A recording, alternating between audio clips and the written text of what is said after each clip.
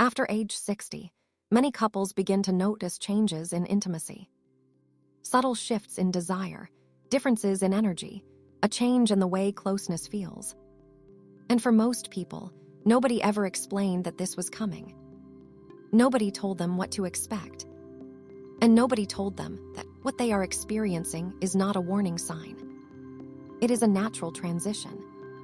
What most people don't realize is that these changes are completely normal. In many cases, they signal the beginning of a new and richer chapter, not the end of one. If you have felt differences in desire lately, I want you to hear this clearly.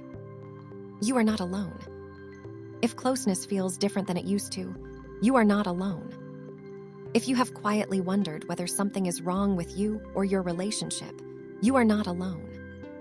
Millions of adults over 60 experience exactly what you are feeling right now.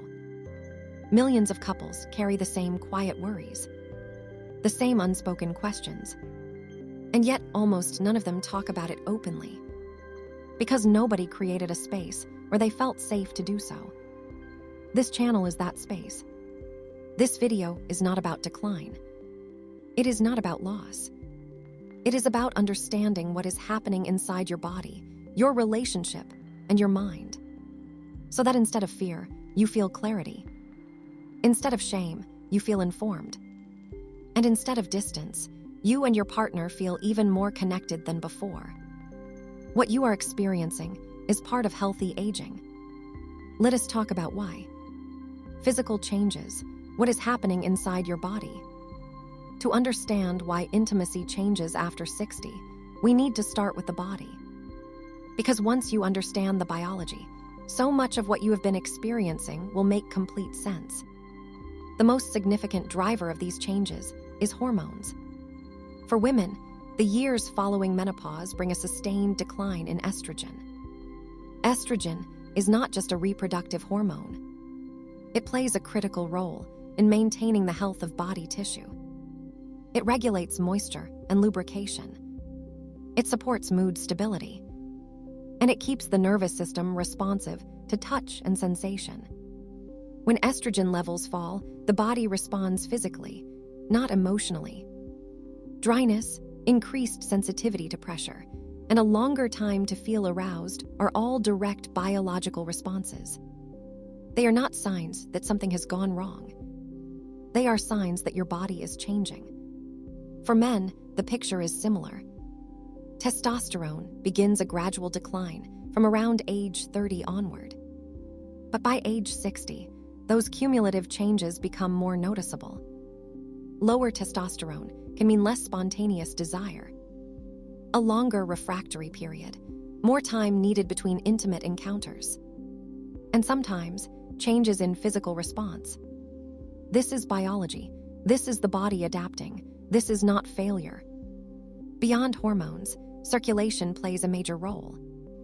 Our cardiovascular system becomes slightly less efficient with age. And blood flow, which is central to physical arousal for both men and women, can slow. This is why exercise has a remarkably direct connection to intimate health.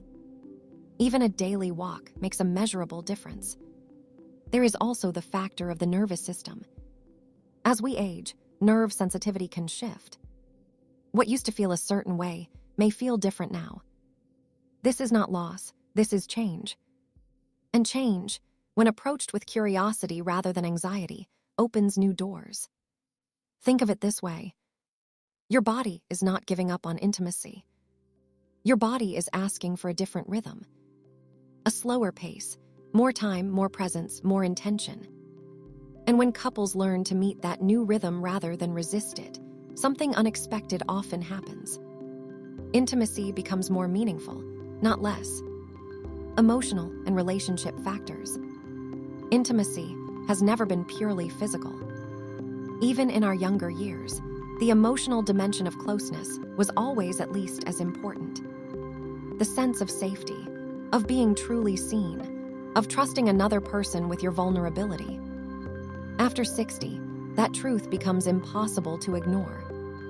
One of the most significant emotional shifts in later life is the renegotiation of identity. Retirement changes daily structure. Children leaving home changes the household dynamic. Health concerns can shift the balance of a relationship in profound ways. And all of these changes ripple into intimacy, because intimacy lives inside the relationship, and the relationship lives inside the larger world of your shared life. Some couples find that retirement brings them closer. More time together, fewer external pressures, the freedom to reconnect on their own terms. But for other couples, that same increase in togetherness can create unexpected friction. When two people who built their routines around being apart for hours each day are suddenly together around the clock, it requires adjustment. And that adjustment, if not navigated consciously, can create tension that spills into the relationship. This is completely normal.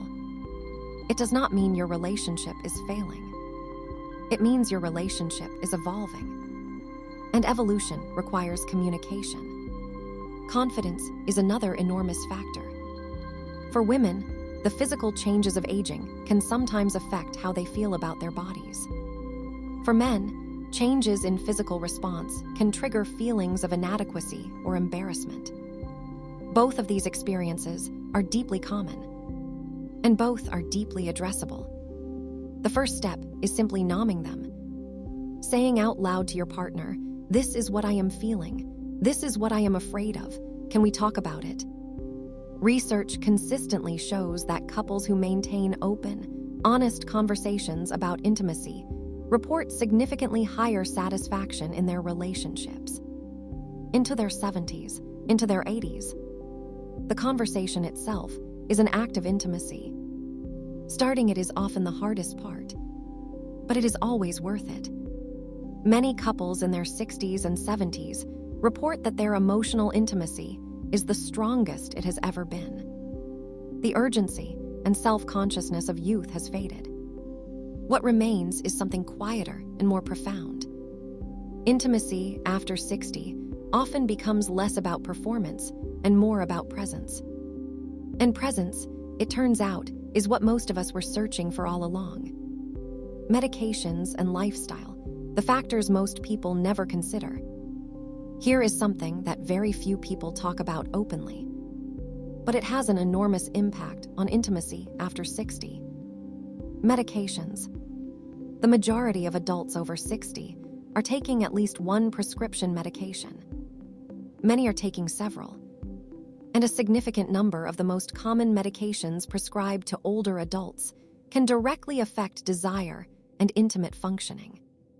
Blood pressure medications, particularly a class called beta blockers, are among the most commonly prescribed drugs in the world for adults over 60. They are also among the most common contributors to changes in intimate function.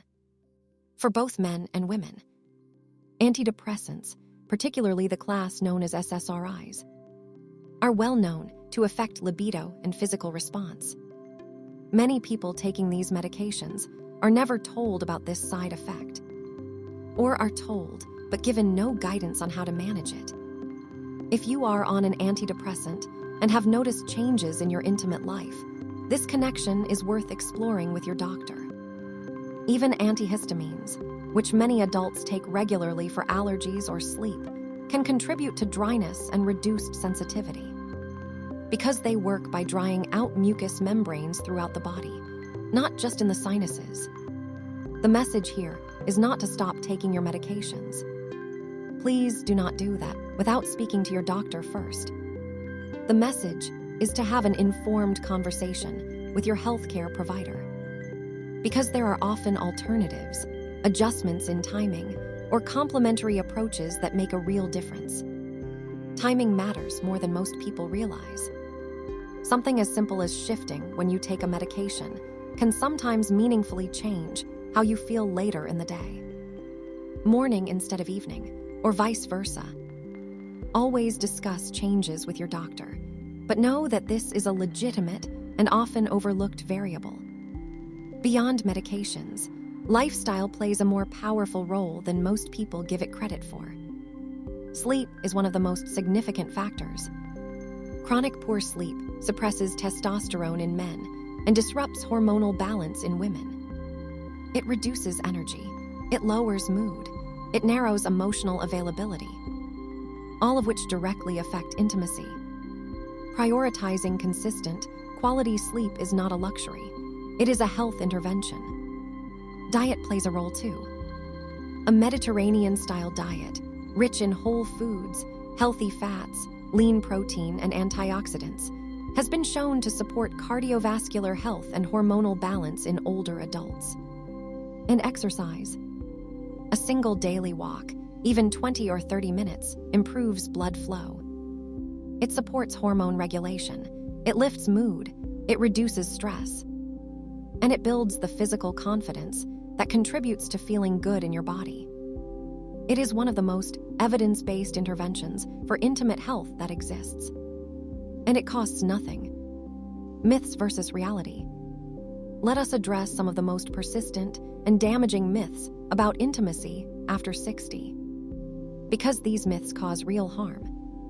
And replacing them with reality can genuinely change how you experience your relationship. Myth 1. Intimacy disappears after 60. This is perhaps the most widespread and most harmful assumption about aging and relationships. And it is simply not true. Research shows that a majority of adults over 60 remain interested in and actively engaged in intimate relationships. Many adults in their 70s and 80s describe intimacy as an important part of their quality of life. The myth is not based in science. It is based in cultural silence. We do not talk about older adults and intimacy. We do not see it represented in media or in healthcare conversations. And so the assumption festers that somewhere around 60, that part of life simply ends. It does not, it changes. And change is not the same as ending. Myth 2. If physical intimacy changes, something is medically wrong. Changes in desire, in physical responsiveness, in the pace of intimacy are normal parts of aging. They are not symptoms of disease. If changes are sudden, severe, or accompanied by other symptoms, speak with a doctor. But the gradual evolution of intimate life with age is not a medical crisis. It is a biological process. Treating it as a problem to be solved often creates more anxiety than the change itself ever would. Myth 3. Talking about it will make things more awkward. This is almost the opposite of the truth. Couples who avoid talking about changes in their intimate life tend to grow apart over time. Because silence allows assumptions to fill the space. And assumptions are almost always worse than reality. The couples who talk, even imperfectly, even awkwardly, tend to stay connected. They develop a shared language for their experience. They give each other permission to be honest. And that honesty, over time, becomes one of the most intimate things a couple can share. Myth 4. When physical passion changes, something essential is lost. What many couples discover in their 60s and beyond is that intimacy becomes more real, more connected, more safe. The touch that is slow and intentional. The conversation that happens after. The simple act of being close, of being known, of knowing you are not alone. Many couples describe the intimacy of their later years as the most meaningful of their lives. Not because it is more frequent or more physically intense, but because it is more honest, more tender, and more truly shared. The reality is this: intimacy does not decline with age, it transforms. And transformation, when we meet it with openness rather than resistance, almost always carries us somewhere worth going. This is something that healthcare providers and relationship counselors emphasize consistently. The changes in intimacy that adults experience after 60 are not signs of failure. They are transitions. And transitions, by definition, lead somewhere. The couples who navigate this well are not the ones with fewer challenges. They are the ones who address those challenges early, openly, and with the right information. Ignoring these changes does not make them easier to manage. Hopping they will reverse on their own, often leads to a gradual erosion of closeness. The distance compounds, the silence grows, and two people who genuinely love each other can end up feeling more like roommates than partners. Not because their love diminished, but because they never had the conversation. Choosing to understand this, the way you are doing right now, is already an act of investment in your relationship. And that investment tends to pay returns for years to come. What you are experiencing is normal. Whatever brought you to this video, I want you to know something important. You are not broken. Your relationship is not broken. You are simply living in a body that is changing, in a relationship that is evolving, in a chapter of life that nobody quite prepares you for. But here is what is also true. You are not navigating this alone. There are millions of couples in exactly the same place, carrying the same questions, feeling the same uncertainties, and discovering, one honest conversation at a time, that this chapter holds more than they expected. With patience, with communication, with a willingness to approach this new chapter with openness, intimacy does not diminish with age. It deepens. It becomes more intentional, more meaningful, more yours. These changes are not the end of your story. They are the beginning of a new chapter. And new chapters, when we choose to engage with them fully, have a way of becoming the ones we look back on most fondly. You are in the right place, and you are going to be just fine. If today's conversation gave you something, clarity, reassurance, or even just a starting point, then this channel was built for you.